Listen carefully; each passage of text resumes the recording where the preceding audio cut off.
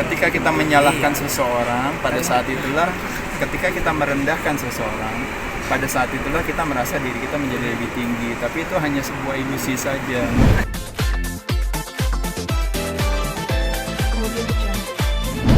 Oke Bang Ade, ini semakin bertambahnya mungkin orang-orang yang ada di wilayah Jakarta ya, yang terkena virus corona, kita tanggapannya seperti apa?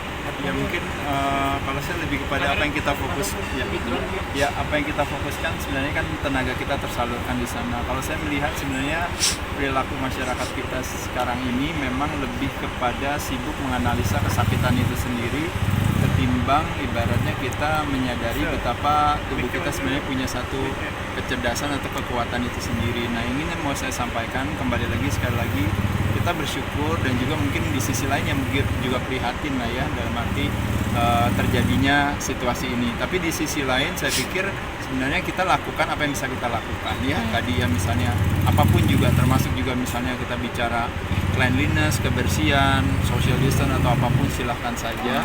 Tapi yang lebih utama kembali lagi, penyakit infeksi hanya akan bisa tumbuh dan hadir kalau diberikan satu lingkungan yang memungkinkan infeksi itu untuk bisa nyaman ada di sana. Nah, dalam hal ini yaitu adalah imunitas atau daya tahan tubuh kita sendiri. Nah, sekarang saat yang paling tepat bagi kita untuk mencerdaskan diri kita untuk bisa mencari cara apa yang bisa saya lakukan untuk membuat tubuh saya menjadi lebih kuat. Teman-teman sebenarnya semuanya harusnya melihat dari sisi, kan sangat tidak logik ketika kita bilang kita banyak orang yang bisa melawan yang namanya cancer, bisa melawan yang namanya masalah-masalah kesakitan yang luar biasa gitu. Nah, sekarang kita hanya sekedar bersentuhan atau teman kita bersin lalu ibaratnya kita bilang kita udah langsung selesai, bubar jalan, selesai. Tidak sesederhana itu ya. Tapi terlepas daripada apapun, saya hargai segala upaya daripada pemerintah atau informasi yang dilakukan. Tapi bagi masyarakat menurut saya rasa adalah yuk kita fokus ke badan kita. Yang kita berbicara misalnya selama ini yang paling gampang sederhana, corona hubungannya dengan paru-paru. Salah satu aktivitas apa yang kadang-kadang sering membuat paru-paru kita akhirnya menjadi bermasalah. Ya salah satunya 2 dari 3 pria di Indonesia misalnya merokok dan sebagainya bisa dikurangi. Kedua, yang dalam hal pola makan kita. Pola makan kita kalau teman-teman tahu sekalian, obesitas atau kelebihan berat badan penyebab daripada prematur kematian dan penyakit-penyakit degeneratif disebabkan karena kontribusi gula yang berlebihan. Yuk kita kurangi konsumsi gula terutama dari tepung dan turun-turunannya. Lalu ketiga, kita mengkonsumsikan makanan-makanan yang dari proses, kaleng-kalengan, kedus-kedusan dan sebagainya. Menyenangkan kalau kita bisa punya kemampuan untuk bisa mengkonsumsi makanan-makanan yang alami. Kita dijajah 350 tahun oleh Belanda karena sumber daya alamnya begitu banyak sebenarnya, kayak rempah-rempah, herbal-herbal, apapun segala yang menyenangkan ya. Salah satunya kemarin misalnya kita minum misalnya kayak kunyit, asem gitu ya, mungkin temulawak, itu sesuatu yang menyenangkan, jahe dan sebagainya.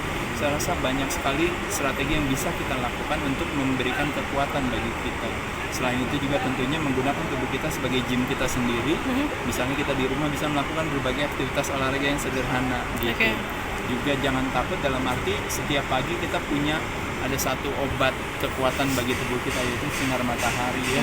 Yang ada mungkin wanita suka takut sama sinar matahari, adalah kebalikan, justru sinar matahari adalah sumber kehidupan. Kalau kita berbicara energi di tubuh kita itu ibaratnya tubuh kita adalah akumulasi daripada alam yang kita konsumsikan. Itu semuanya yang namanya elemen matahari itu ada di dalam tubuh kita. Jadi kita kuatkan tubuh kita. Masalah soal nanti virus ini berkembangnya seperti apa ya itu di luar kuasa kita, nanti kita serahkan kepada yang berwenang. Nah, kembali lagi teman-teman sekalian, kita kalau sibuk mencari, ibaratnya sibuk menganalisa kemiskinan berharap ingin mendapatkan kekayaan, sibuk menganalisa kegelapan ingin berharap mendapatkan penerangan, dan sibuk menganalisa kesakitan ingin berharap mendapatkan kesehatan, hal itu nggak akan pernah terjadi. Jadi apa yang kita fokuskan, yuk kita tingkatkan imun sistem kita dengan cara merubah pola perilaku hidup sehat. Apakah tadi step-step itu termasuk dalam tindakan preventif Abang sendiri? Ya, saya rasa mungkin itu yang saya lakukan sehari-hari sih sebenarnya. Tapi seperti saya katakan, saya bukan dalam kapasitas yang bisa berbicara karena kembali lagi tantangannya adalah saat ini adalah lebih kepada ketidaktahuan kita tentang status si virus ini sendiri kan gitu. Makanya terjadi kebingungan, dan kebingungan itulah yang makanya akhirnya menimbulkan kekhawatiran dan ketakutan. Tapi terakhirnya belakangan justru kalau kita berbicara virus yang sesungguhnya adalah ketakutan dan kekhawatiran yang menjadikan stres, apalagi ditambah dengan impact dari sisi ekonomi dari dunia usaha kita yang akhirnya jadi turun, akhirnya tambah stres. Apakah kita jadi lebih sehat? Kan tentu tidak. Lebih baik industri ekonominya menjadi lebih baik gitu ya. Kalau kita sakit gitu sama juga kan, sakit tapi ekonominya lemah, tentu kita tidak menginginkan dua-duanya ya. Jadi oleh sebab itu saya pikir kembali lagi teman-teman sekalian semua mesti sabar aja ya. Kita serahkan kepada yang berwenang atau yang memiliki kemampuan untuk cepat mencari tahu jawabannya. Tapi di sisi lain apa yang bisa kita lakukan adalah saya rasa fokus kepada kesehatan kita sendiri, kesehatan keluarga dan lingkungan kita. Olahraga sederhana di rumah itu seperti apa sih? Olahraga di rumah sederhana yang gampang saja kalau teman-teman tahu, misalnya kalau kita mau ngomong bicara soal salah satu aktivitas olahraga yang mudah ya. Misalnya teman-teman habis melakukan aktivitas sholat, setelah sholat bisa melakukan, kalau wanita bisa melakukan yang namanya plank. Plank itu adalah aktivitas yang sederhana, statik kontraksi, diem aja. Kalau teman-teman tahu gerakannya ya, plank diem saja, itu langsung ibaratnya kalau kita nggak ngapa-ngapain, tapi dalam waktu 1 menit itu teman-teman bisa merasakan otot perutnya, otot bahunya, otot lengannya, itu semuanya kerasa sekali. Kalau ditanya apa yang dilakukan kita pada saat itu, kita melakukan yang disebut namanya pembakaran gula yang paling efektif. Kalau cowok melakukan misalnya namanya push up, ada juga misalnya melakukan yang namanya squats, duduk berdiri, otot kita paling banyak ada di kaki kita. Jadi berbagai cara bisa kita lakukan. Justru dengan kondisi saat ini sekarang kita bisa menjadi lebih kreatif, kita lebih mau banyak belajar. Jadi saya setuju sekali tadi dengan pernyataan yang mengatakan justru sekarang ini akhirnya dengan kondisi hari ini kita dipaksa untuk mau tidak mau bersedia untuk mau belajar cara-cara yang lebih baik lagi, karena dulu kita kadang-kadang nggak peduli kan dengan kesehatan kan. Makanya kenapa ada istilah yang orang bilang topik kesehatan adalah topik yang sangat tidak menarik. Kenapa? Karena sehat memang tidak menarik selagi masih kita miliki. Baru menjadi begitu menarik pada saat dia pergi dari kita, yaitu seperti sekarang. Dan mencari sehat pada saat dimana sehat masih kita miliki itu sebenarnya mudah dan murah. Tapi ketika dia sudah pergi dari kita, akhirnya menjadi mahal dan susah. Makanya kenapa menjadi murid daripada sebuah reaksi itu lebih mahal. Makanya kenapa ketika sakit pendekatan kuratif itu makanya biayanya terlalu besar. Makanya program jaminan kesehatan nasional kalau kita bilang sekarang ini negara memiliki satu etikat mulia memberikan biaya penggantian pengobatan kepada masyarakatnya, tapi masyarakatnya perilakunya tidak dirubah, acuh terhadap kesehatan, maka negaranya otomatis akan mengalami kebangkrutan atau defisit seperti apa yang terjadi hari ini.